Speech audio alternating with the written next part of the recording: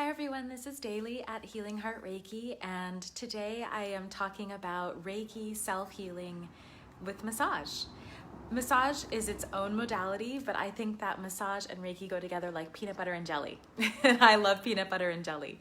So there were a couple of things that I wanted to bring up around this that I think are just really, really helpful for us to know as Reiki practitioners.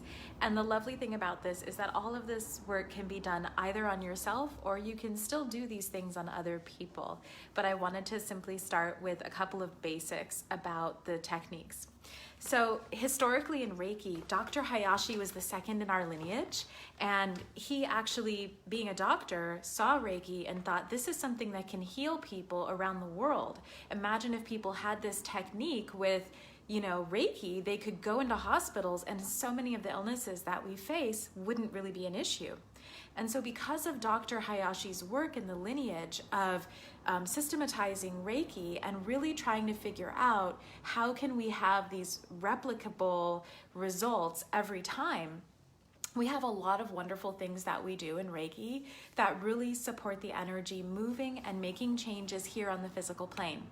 Some of those things include, and you may already know this, like having practitioners stand both at the head and the foot of the person being worked on and sending energy in both ways so that the energy is heightened and maximized. This is why our Reiki shares and times where we gather together to heal can be so powerful. Cumulative energy is really amazing.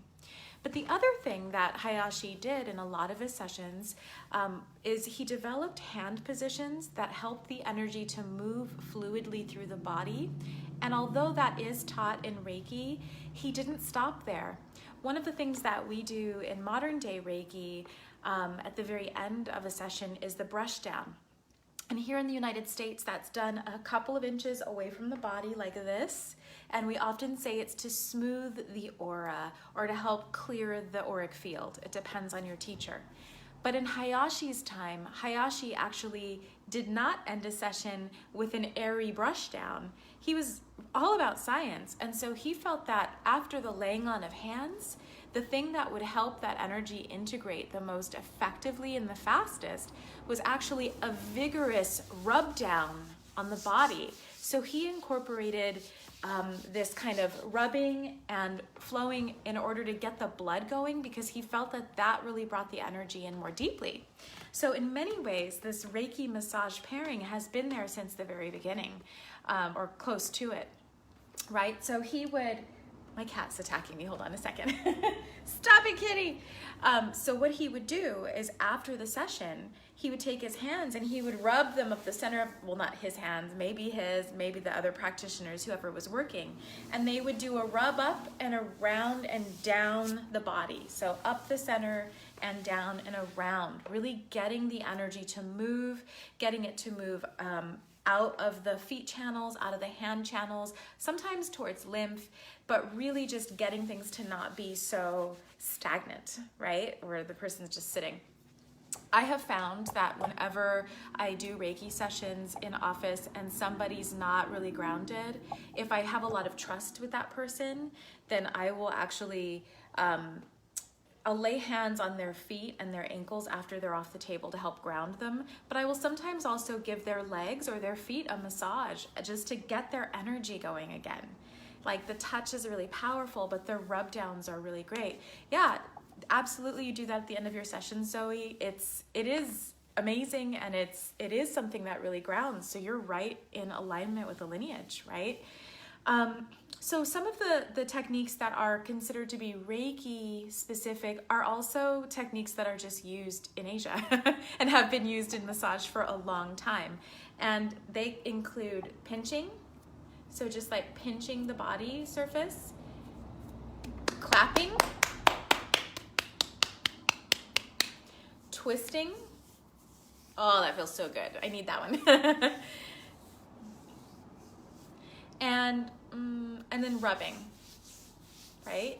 And these particular techniques, while they can be used to great effect in any general massage, when we do them in Reiki, we usually do them in the United States at least above the physical body, and that is primarily for liability purposes. That when it started to get taught in the United States and we have all these interesting laws, people would do these things above the body so that it wasn't like, you know, getting into people's other issues and getting into ethical issues. So a lot of times, like say you want to open up the heart chakra, you could do pinching above the heart or like cross rubbing.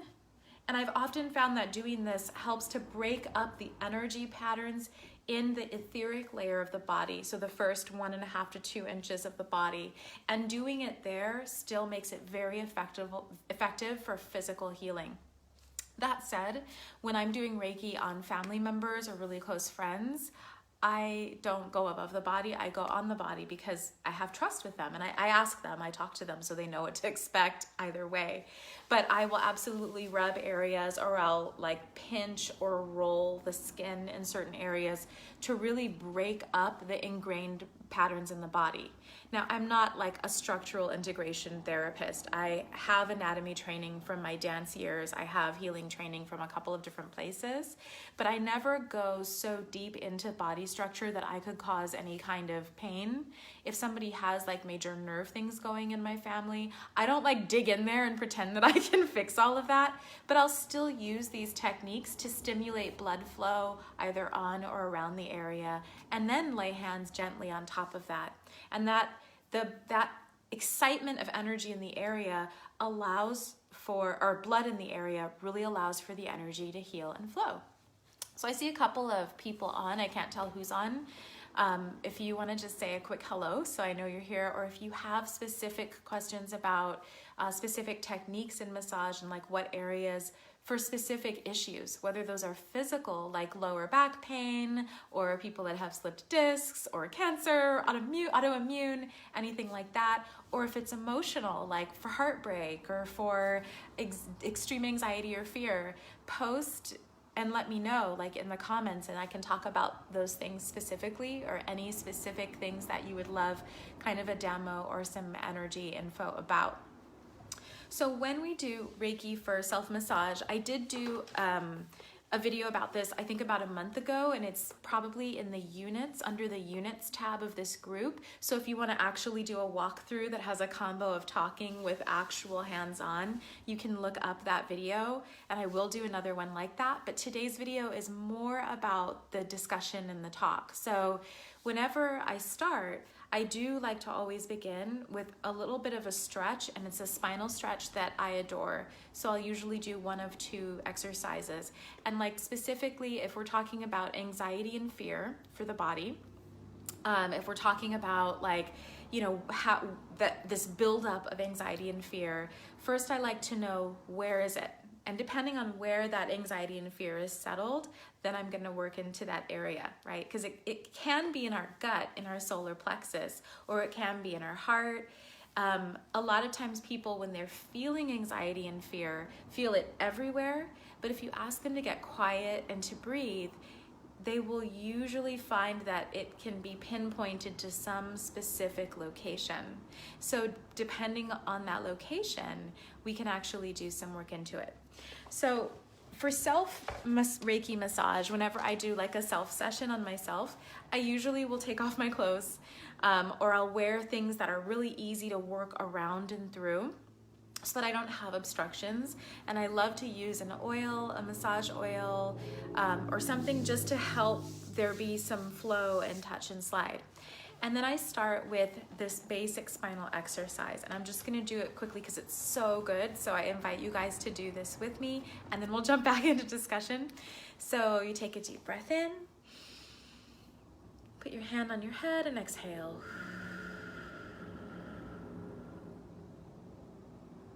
And then breathing in again on your next natural breath.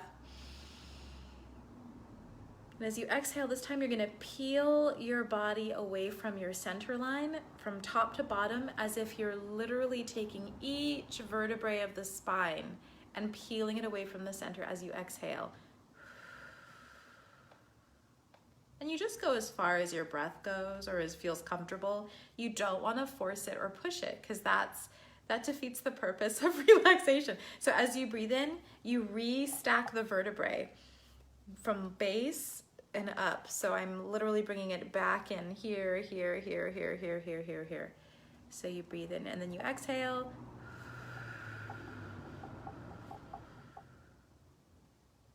Inhale. And then exhale, relaxing. And you let the spine find its center. And then you begin again on the other side. So as you inhale, and then you exhale, and you peel away from the center line from the top to the bottom. So imagine all those little bones of the spine. What are those called? Sort of cervical vertebrae. And you peel them off the center as you exhale. If I was doing a longer breath, I could probably go lower. Then you inhale, stacking them back up, and you exhale. Just like 2 or 3 times on each side. And this kind of directed breath, and then breathing and finding center, can be really effective in just slowing you down and getting you back into your body. So you would do the same thing going forward, exhaling and then breathing up on the spine. And that's the beginning for any kind of Reiki massage. I love to do that because it just gets me in my body. Of course, there's nothing wrong with just sitting there and calling in Reiki. I welcome in Reiki, and then spending a few minutes laying on hands anywhere on your body, anywhere that feels really good. And after about 5 minutes, like once that Reiki is really flowing, your body is naturally going to shift brainwave states. It's going to start that drop into that theta healing state. So anywhere from between 5 to 20 minutes of laying on hands, once your body starts to really relax, then you're ready to get into your Reiki massage, your self-massage, and really get into the body with some of those techniques. So if there was anxiety and fear in your heart, for example, hi Molly. Let me know, Molly, if there's anything specific that you are looking for around massage technique or areas of emotion or being. So say the anxiety was in your heart. Say you traced anxiety to your heart space and you just are getting this flutter, flutter, flutter, flutter, flutter. Well, I'm sure like a really great well-trained masseuse will have tons of ideas. I can only speak from the Reiki space. But what I will often do for myself is I will sandwich my heart. So the hand starts here, the other hand goes backwards against the back here. And if it's too high to reach that, I don't even try. I just drop the hand to my lower back, or I'll put 2 hands on the front. And I begin with this sandwich, running the Reiki in and out and just sitting with what is the anxiety about, right? And then I start with I release my backhand and I start with slow rubs, kind of like petting a cat. It's very, well, more firm than that, very firm, and it goes all the way down the body from the heart. So there, it's an inhale, and then it's a,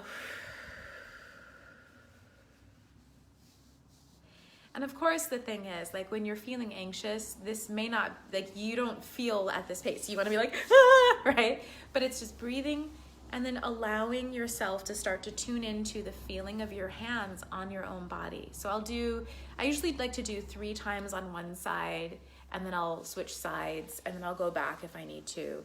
And if it just isn't sinking in, like if I feel numb, like I'm noticing this side, there's like a big gap here where I don't really have a lot of sensory. I have nerves, but it's like a whole bunch of stress stories opened up there. So what I would do is come back.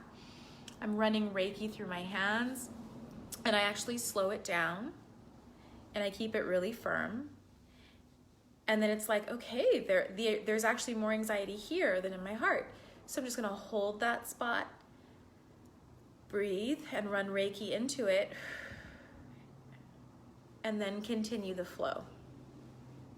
And that might seem really simple, but it's really, really, really effective.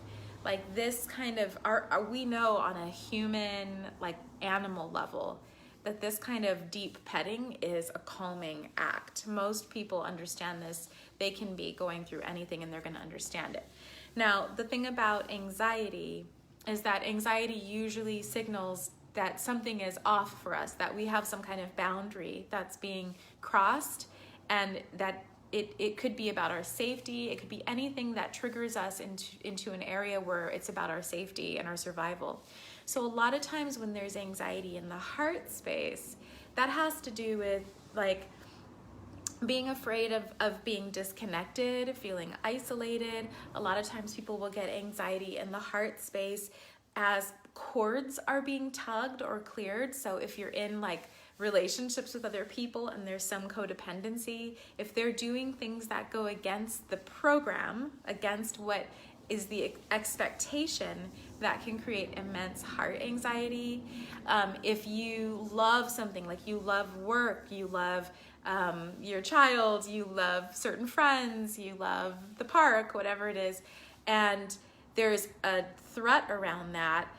There's a threat that love that you feel is maybe mutual or goes both ways. If there's a threat that's going to be hurt or cut off somehow, that will often create that heart space anxiety, because what's happening is like you have this energetic understanding with that thing, that child says, I don't love you, I hate you, and you're like, right, and you might feel this anxiety. Or if you have, you know, like again, a work thing, you're really passionate, you want to get a raise, you're this, but it's really existing for you in this like heart-centered, life purpose-centered space. And then if something happens and suddenly you are afraid that you're not going to be able to have that or do that, that can trigger that kind of heart anxiety. That's really different from like gut anxiety. A lot of times we have gut anxiety when it has to do with our will, our willpower, all of those solar plexus issues, or like deep desires. Then you're going to start getting that lower gut or womb or sexual organ anxiety, and things can tug from down there, where you just feel like, oh my God, it's the end of the world, right? You feel literally sick to your stomach. And that is usually like some kind of boundary has been broached or crossed that triggers for you. Again, like deeper survival, like this one is like love, survival, love, connection. But this one is like primal, like you literally feel like you did something that you're going to be shamed for or ousted for, or somebody else did something that you feel ashamed of them or ousted for them. And the reason that that is so potent is because if we were like hunter-gatherers living thousands of years ago, you know, and there was shame around ourselves in our tribe, that could mean death, right? Like we want to be accepted by our tribe because that's what helps keep us alive in adverse circumstances. And so a lot of those things today don't look the same. You know, you might have income, you may have a home, you may have things that you need in general. But when we have those social things that come up with people, or just huge situations like, oh, maybe you get this huge bill or something like that and you can't afford it, it can trigger those same gut reactions because it actually ends up being about survival. So if you're having like that kind of anxiety and fear, if you or your client are pointing there, then this area can be quite tender. So we begin the same way. A lot of times I'll begin with holding,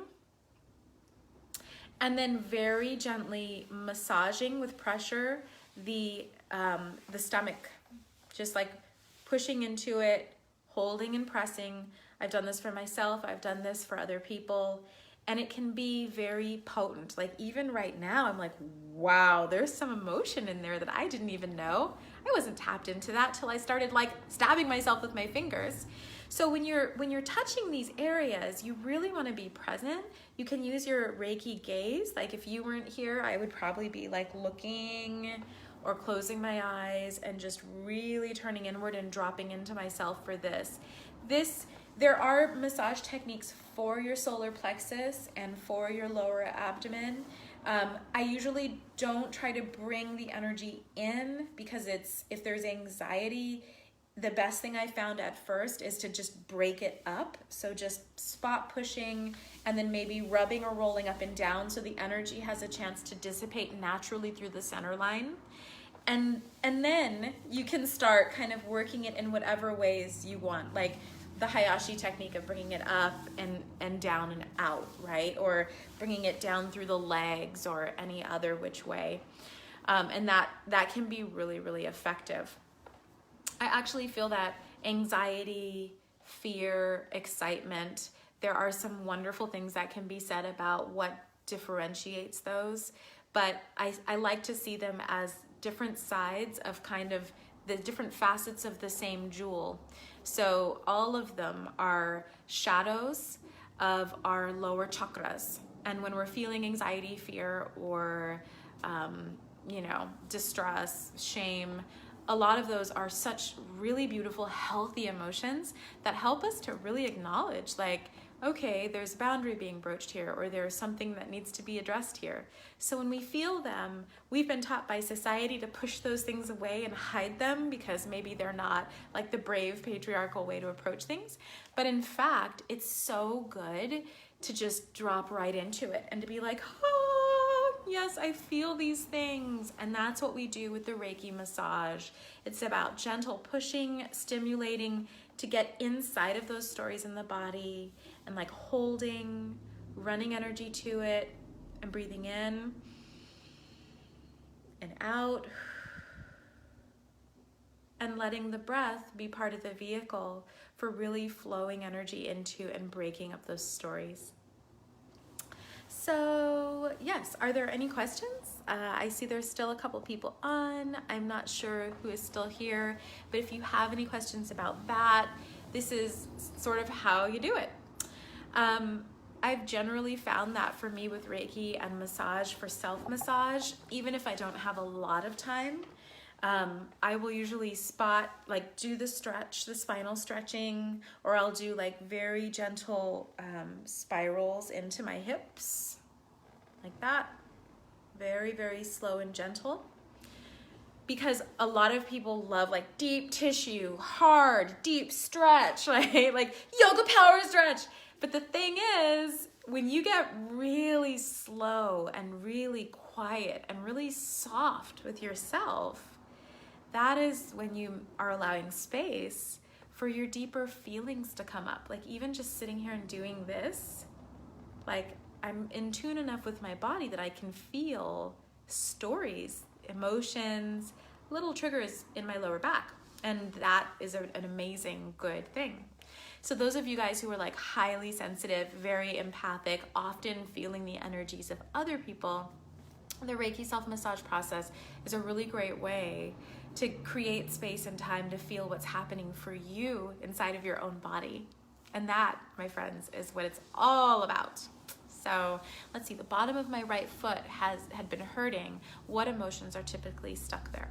So can you tell me where on the bottom of your right foot? The thing about your feet, just type it in the comments.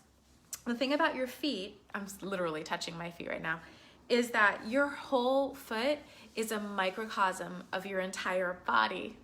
And interestingly, your body is the microcosm of the entire universe, right? So what we're talking about is like holographic experience of being on this planet.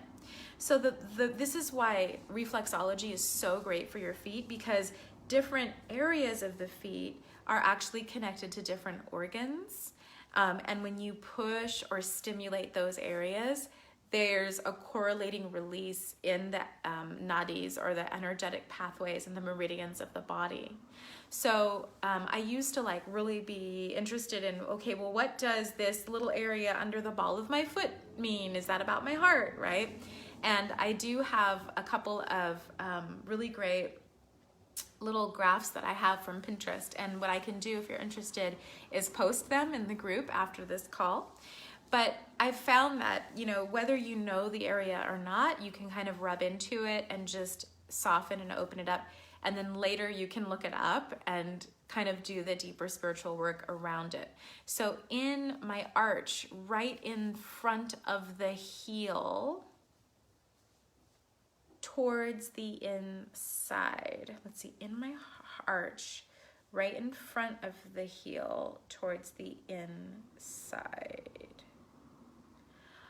If I'm thinking of the right area, this is the tricky part. I'm like, am I looking at the right area? I think that's your liver. I'm trying to imagine what part of the foot that you're talking about, but that part of the foot has like intestines, liver, there are some other things right there. Let's take a quick peek and see if I can tell you. And so a lot of times, like, last week I was walking and there was a piece of glass that was broken. Okay, I'm gonna look it up too for a moment.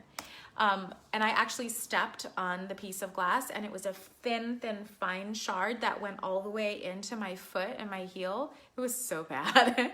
And I had to use, I had to do a little surgery on myself. It was really, really horrible. And my mom was like, be careful, because sometimes glass can break off and go through your veins and arteries and get to your heart and kill you. And I was like, what? But you know, after that, I started really thinking a lot about my feet. A lot of times when we have little things like that in the feet, like pains and that kind of thing, while some of that can absolutely have to do with your diet and the vitamins and nutrients that you're receiving or not receiving, and some of it can have to do with how you're walking, the other thing that I found is that it's almost always about grounding. Because those things could also be happening in other parts of your body. But when they show up in the feet, it's about grounding that energy, grounding those themes. And so I'm gonna get this info for you right now, Molly, and just take a closer look at the foot for you. Hold on a second. Let's look at the feet map of the reflexology, shall we? Okay, my computer's very slow. It's like 10 years old. So yeah, so I will usually like do pressure into the foot, like in that spot, and I'll kind of then for about 30 seconds to 2 minutes. And then I gently rub around the area. And the whole time I'm doing this, just like this, it's not a hard, it's just a gentle rubbing to soften up that point. And then I just am breathing like this.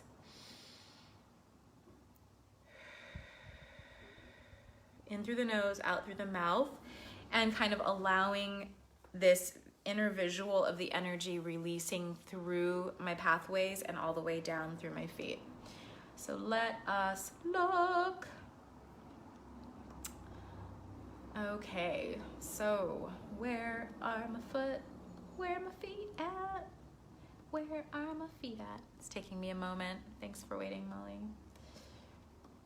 Okay. Okie dokie. There are so many graphs here. Okay, so, oh, there's a hand, and there's a face, and there's the foot. Okay, so the right arch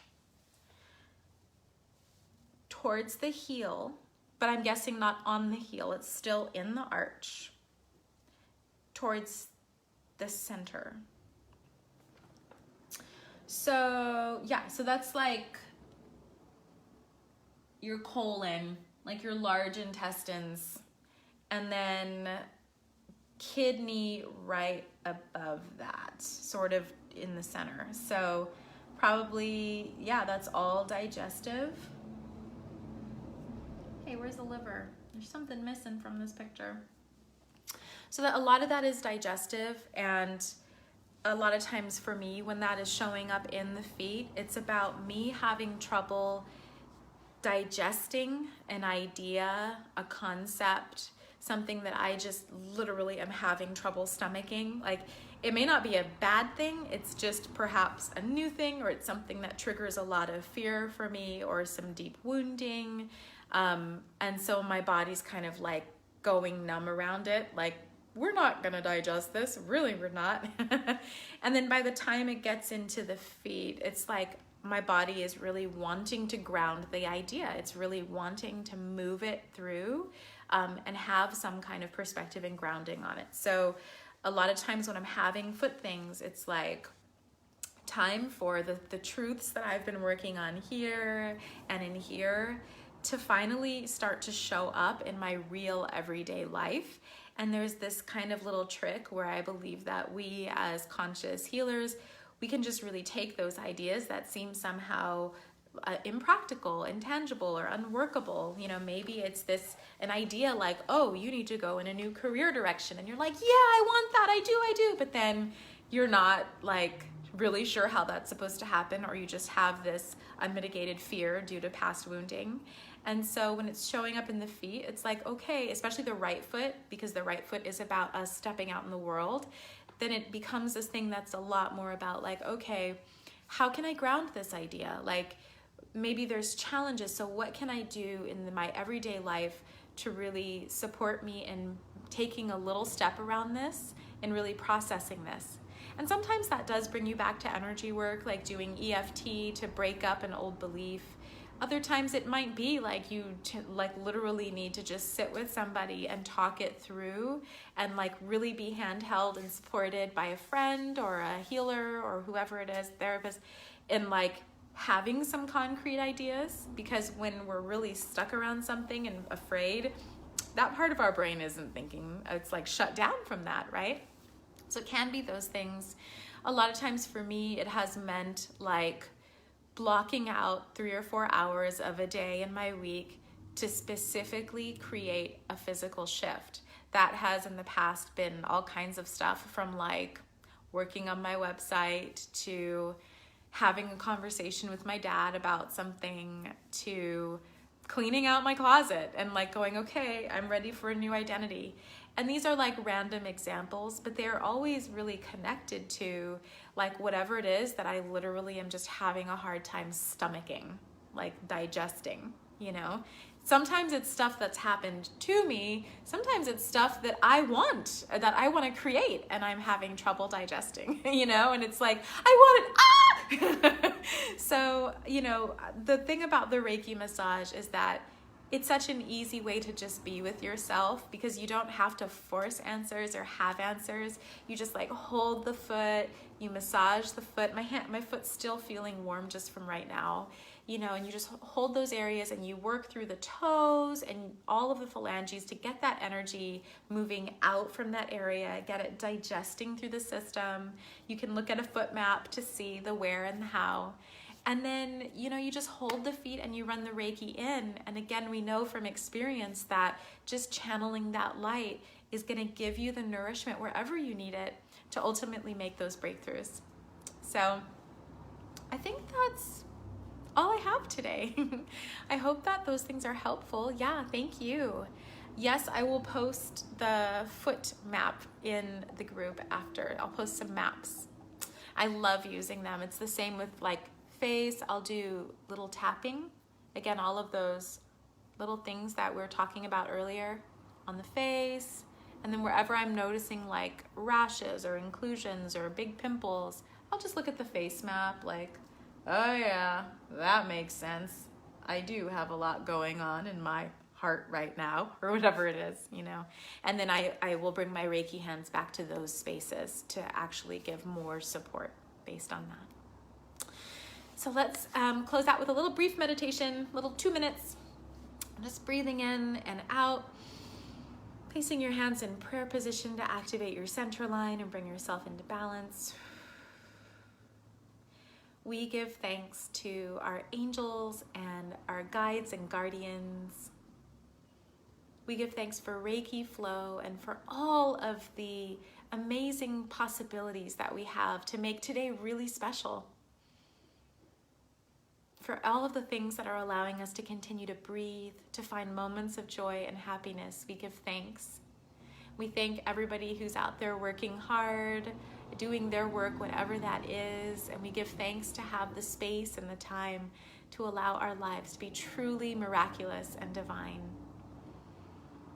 We give thanks for love, and we give thanks for being healthy, happy, and empowered. Thank you, thank you, thank you. And so it is. Okay, you guys, thank you so much for joining me, and I will talk to you again soon. Blessed be.